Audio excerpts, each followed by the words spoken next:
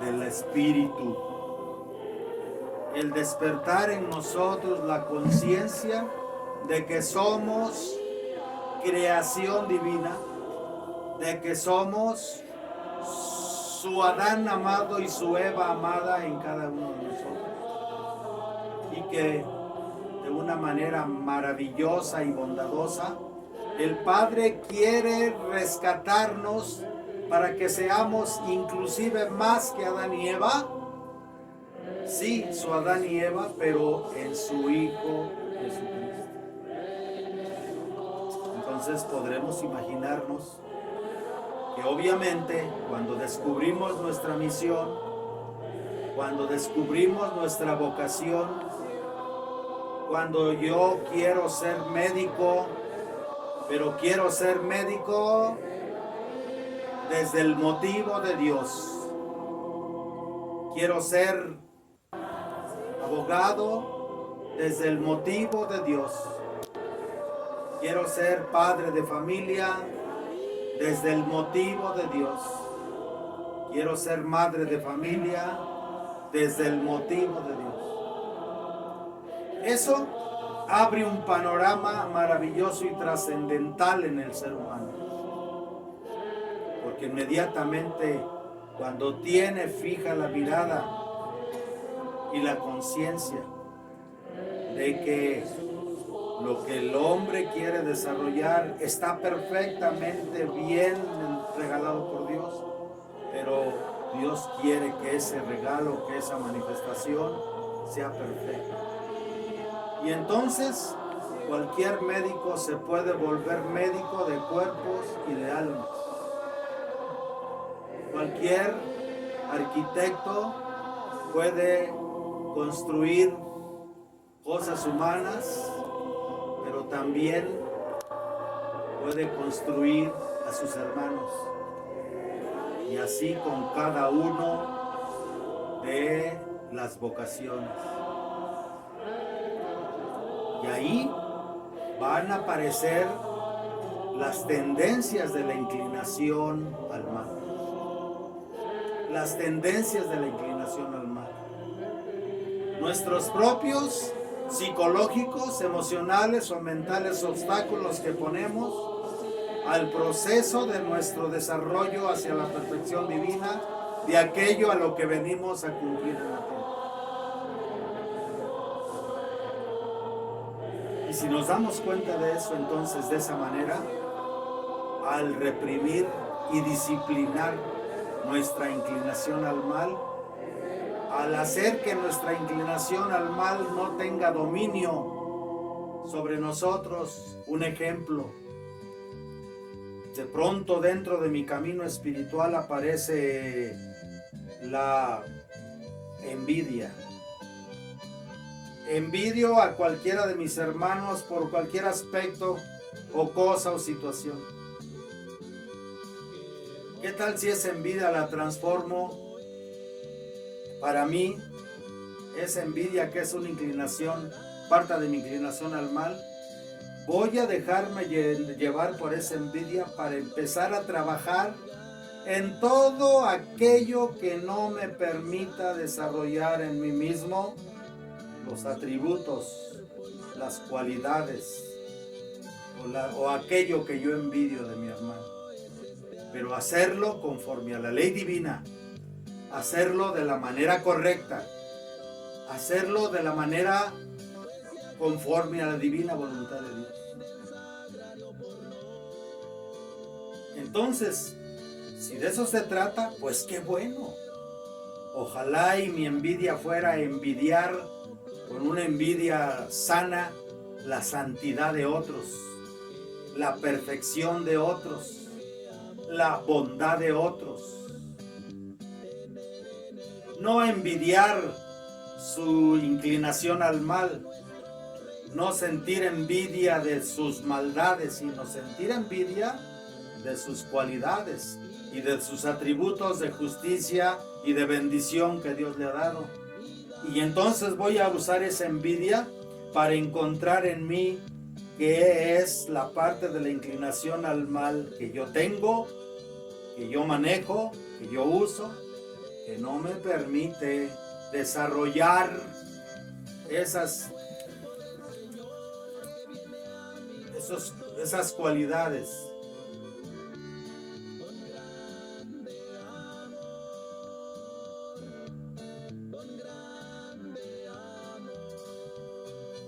Para desarrollar esas cualidades o esos atributos divinos. Esas cualidades o esos atributos divinos, amados hermanos.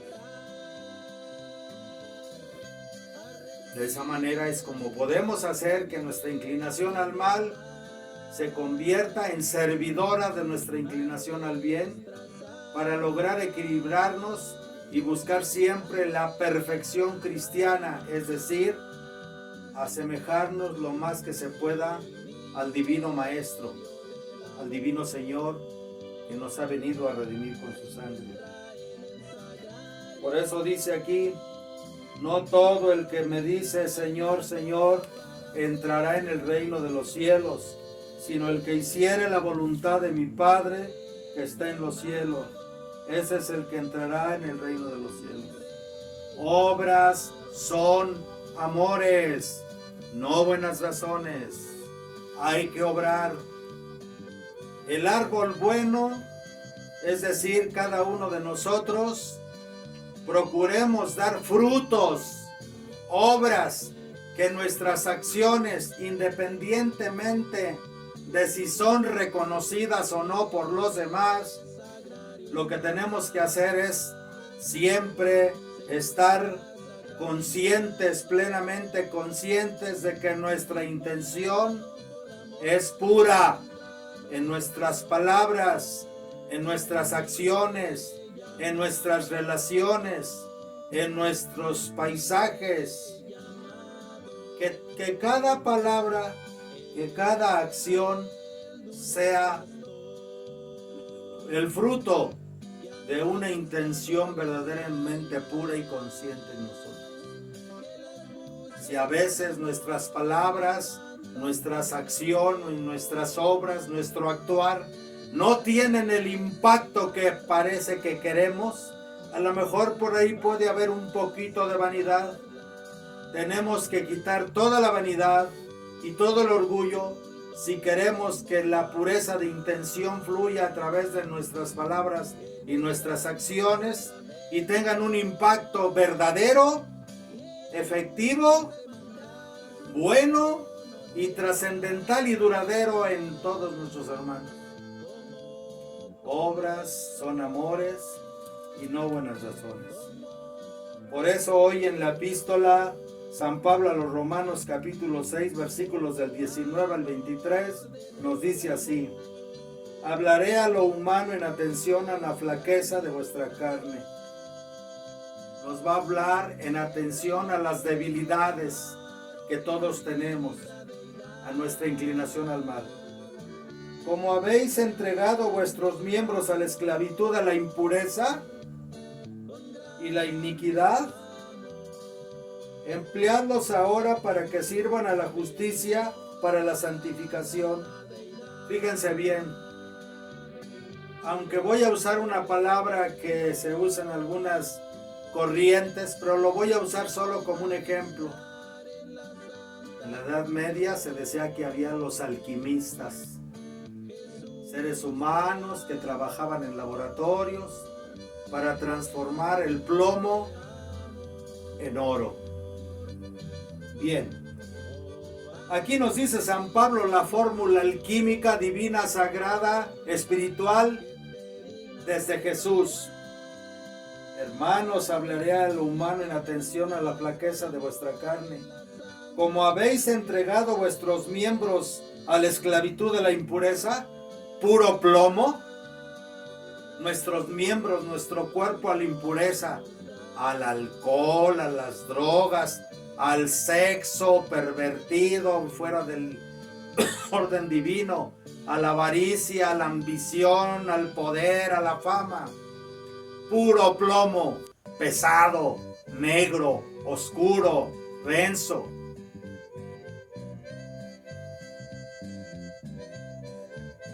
Que solo el fuego del infierno puede derretir eso.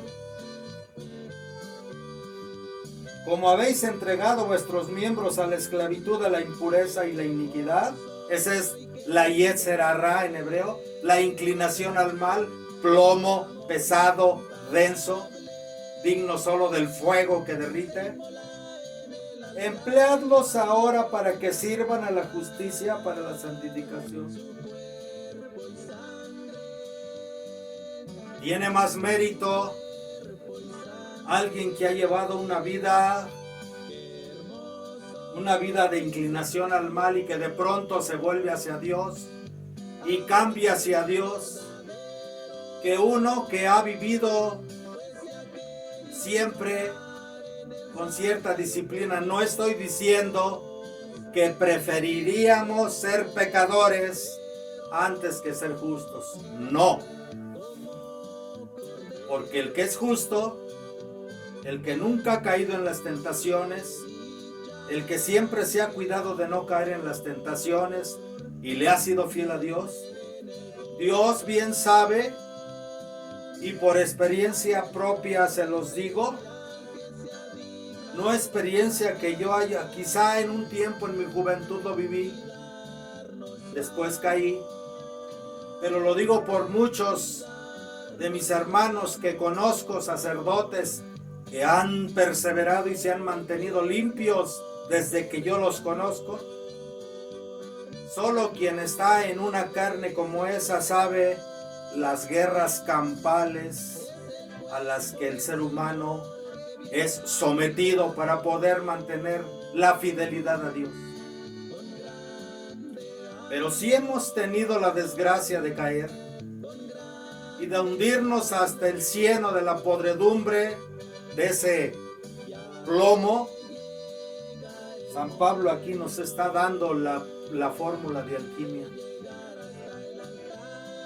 Una persona que ha pecado mucho, como un San Agustín, como un San Francisco Javier, como una Santa Margarita de Cortona y otros tantos grandes pecadores que se han convertido a Dios, que han llevado años de vida disoluta, desenfrenada, pecaminosa, infernal, y de pronto se vuelven a Dios, inclusive llegan a recuperar la inocencia original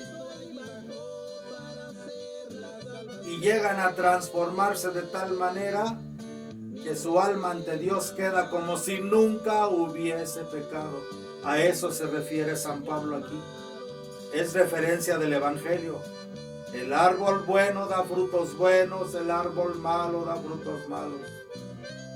Pero como dice San Pablo, nosotros no nos podemos juzgar, no podemos decir, podemos discernir si somos árboles buenos o somos espinas. Desde nuestro actuar y desde la poca conciencia que tenemos de nosotros mismos. Pero si me voy al fondo de mí mismo, me voy a dar cuenta que mi alma y por lo tanto todo yo he sido creado por la bondad infinita del Eterno. Y que aún más dentro de mí hay una partícula de su conciencia divina que vive en mí, que es la fuente de mi existencia. Por lo tanto, en lo más profundo de mí mismo, y dijo Dios, todo ha sido bueno. Y eso, bástenos para saber que la Yetzer Hará, la inclinación al mal, el plomo, lo podemos transformar en oro. No sin lucha, obviamente, no sin oración, obviamente, no sin arrepentimiento, obviamente, no sin conversión y vuelta a Dios, obviamente, haciendo penitencia y sacrificio, negándonos a nosotros mismos, doblegando la inclinación al mal, para que sirva a nuestra inclinación al bien, que es la que nos da el sentir que quiero regresar a Dios, que quiero volver a Dios, que quiero la misericordia de Dios, que quiero la gracia de Dios, que quiero el reino de Dios. Cuando erais esclavos del pecado, sacudisteis el yugo de la justicia. Cuando éramos esclavos del pecado, quitamos, desechamos lo recto, lo justo, lo santo, lo divino. Por lo tanto, rechazamos a Dios. ¿Qué fruto sacasteis entonces de ello? ¿Qué sacamos de ello? Ahí está lo que dice Jesús. El árbol malo da frutos malos. Si nosotros hemos comido nuestra vida frutos del árbol malo que se llama la inclinación al mal, que se llama los vicios, las perversidades, odios, resentimientos, venganzas, avaricias, iras, pleitos, contiendas, magia, lujuria, sexo desenfrenado, fama, poder, hechicería, brujería y todas esas cosas. ¿Qué fruto se saca de eso? No se saca otro fruto más que eso, multiplicado y multiplicado y multiplicado. El árbol malo de la inclinación al mal no nos va a dar más que frutos y alimentos peores y más peores de la inclinación al mal. Cuando erais esclavos del pecado, sacudisteis el yugo de la justicia. ¿Qué fruto sacasteis entonces de ello? Nada. Condenación eterna, miedo, soberbia. Porque a veces la gente, cuando pecamos y pecamos voluntariamente y no nos arrepentimos, nos sentimos, no, es que yo soy autónomo, yo soy dueño de mi cuerpo, como las abortistas, yo soy dueño de mi vida, yo mando en mi vida, yo tengo mucha confianza en mí. Y eso es pura soberbia, puro orgullo, que oculta el terrible miedo a la condenación eterna que está dentro del alma. Ahora os avergonzáis, o sea, el fruto de todo ese pecado es vergüenza. Porque ahora os avergonzáis porque el fin de todo esto es la muerte. No nos vamos a llevar ni un pelo del cuerpo, ni una célula del cuerpo, ni la mugre. Todo se va a quedar aquí. Cuerpo, casa, riqueza, bancos, comodidades y otros cuerpos. Todo se va a quedar aquí. Nada nos vamos a llevar. Mas ahora que estáis libres del pecado por la gracia, les está hablando a los cristianos de Roma, cómo vivían los romanos. No, los césares hacían orgías y invitaban al pueblo y bacanales, se embriagaban, se llenaban de comida, se atascaban de maldad y todo eso, se prostituían. ¿Sí? La mayoría de los emperadores murieron asesinados. Por eso les está recordando a los romanos, ¿no? Mas ahora que estáis libres del pecado y habéis sido hechos siervos de Dios, habéis sido hechos, porque nadie, amados hermanos, nadie, ninguna criatura humana por sus propias fuerzas podemos alcanzar a Dios si Dios no tiende su mano llamado Jesucristo para traernos a Él. Si Dios no ilumina nuestro camino con su Espíritu Santo para traernos a Él. Por eso Jesús dice, nadie puede venir al Padre si no es por mí. Y nadie viene a mí si el Padre no lo trae. El Padre elige a quienes quieren. Aquel a quien quiere el Padre elige el Padre y lo trae a Él a través de su Hijo. Su Hijo es la mano del Padre con que toma los elegidos. Los elegidos son aquellos que quieren elegirse. Aquellos que escuchando la palabra de Dios eligen ir con Dios. Nadie es desechado si se atreve a acercarse a Dios. El Padre a través de Jesús, que es su mano derecha, el Verbo divino, Con la mano izquierda tiene la lámpara, el Espíritu Santo, la luz que ilumina el camino. Él estira la mano. Y el Padre va a traer a aquel a través de su Hijo, que es la mano. Pero si alguien viene, Dios no lo rechaza. ¿Sí? Mas ahora que estáis libres del pecado y habéis sido hechos siervos de Dios, cogéis por fruto vuestro la santificación, que tiene como fin la vida eterna. ¿Sí? Has elegido el fruto de la santificación, es seguir en todo y darle todo lo que te pida tu inclinación al bien. Porque la paga del pecado es la muerte. La paga del pecado es la muerte. El galardón de la virtud, la vida eterna, en Jesucristo. Jesucristo envuelve en sí la vida eterna. ¿Sí? Por eso hemos de transformarnos en Jesús. Amados hermanos, todo esta distorsión de doctrinas, esta situación de doctrinas, les voy a dar una clave. ¿Cómo van a conocer el árbol verdadero? Hay una señal muy clara de que Jesús está guiando a su iglesia. Se las voy a dar hoy. A veces quizá no se han dado cuenta de esto. Pero Jesús está guiando a su iglesia y Jesús está diciendo, donde yo estoy, está mi iglesia. Donde yo estoy, está Pedro y están los 12. Donde yo estoy. ¿Y dónde está Él? En el santo sacrificio de la misa. ¿Por qué tanto odio al santo sacrificio de la misa?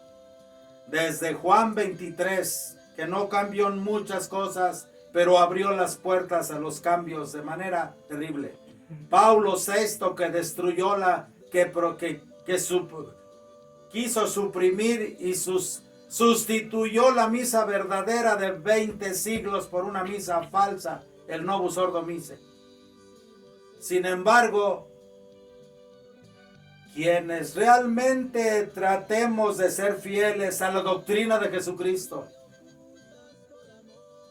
y por decirlo así, a la doctrina de Pedro y los 12 apóstoles, que es la doctrina de Jesucristo, cuando realmente nos introduzcamos en la verdadera doctrina, vamos a ver que la única misa viable y aceptable es la misa, el santo sacrificio de la misa, codificada y restaurada en su totalidad por el Papa San Pío V, llamada misa tridentina o misa en latín, pero la antigua, porque también en el Novus Ordo también lo han hecho en latín, y pues el que no conoce a Dios, a cualquier mono se le hinca y a cualquier iglesia modernista va. Pero quien de veras conoce la doctrina sabe que la piedra fundamental, que es Cristo, que es la piedra fundamental sobre la que está la doctrina de la iglesia de Pedro, los 12 apóstoles, es el santo sacrificio de la misa apostólica, en cierta forma mal llamada de San Pío V o mal llamada misa tridentina. Se le pueden dar esos nombres siempre y cuando se entienda que el santo sacrificio de la misa celebrado así es la misa apostólica, la misa verdadera, única y auténtica.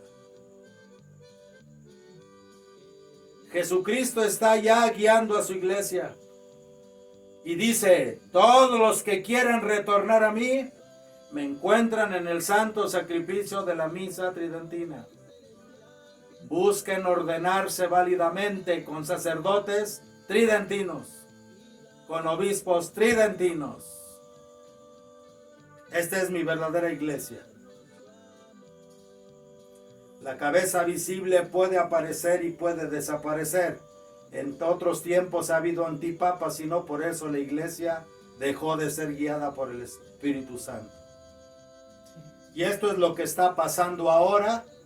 Y Dios utilizará algunos de estos obispos que han sido excomulgados, que esa excomunión es totalmente inválida, Sí. insuficiente, porque los herejes del Vaticano, los apóstatas del Vaticano no tienen ninguna autoridad para excomulgar a un verdadero católico, sea este cardenal, obispo, presbítero, diácono, religioso, religiosa o seglar.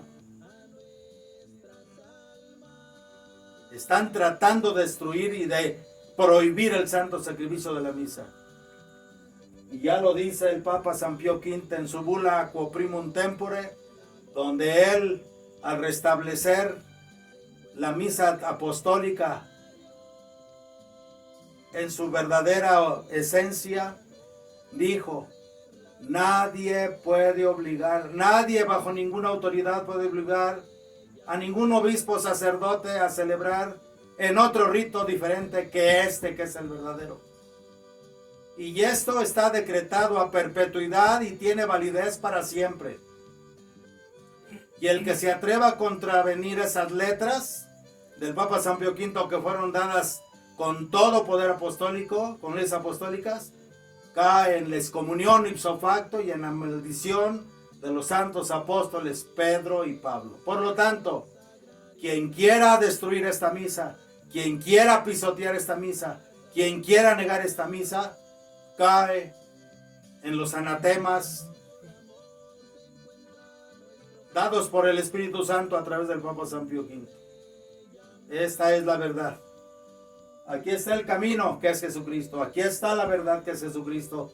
Aquí está la vida, que es Jesucristo. Aquí no hay zarzas. Aquí no hay espinos.